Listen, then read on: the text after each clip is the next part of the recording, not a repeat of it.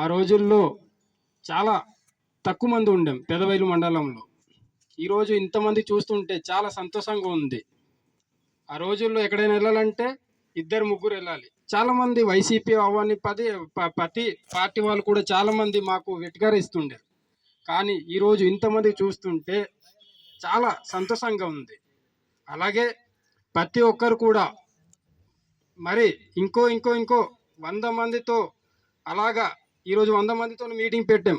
రేపు వచ్చే ఏదైనా మీటింగ్ పెడుతున్నాం అంటే 1000 మందితో మీటింగ్ పెట్టేలాగా ప్రతి ఒక్కరు కూడా తయారు చేయాలని, ప్రతి ఒక్క జన సైనికులకి 10 మందికి తయారు చేస్తే ఆ 10 మంది 20 మందికి తయారు చేస్తారు.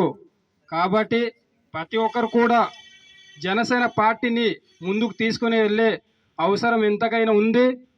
ఈరోజు మన ప్రభుత్వం వచ్చి నుండి శ్రీ పవన్ కళ్యాణ్ గారు గిరిజన ప్రాంతం కోసం చాలా ఆలోచించే వ్యక్తి, ఏకైక వ్యక్తి పవన్ కళ్యాణ్ గారు.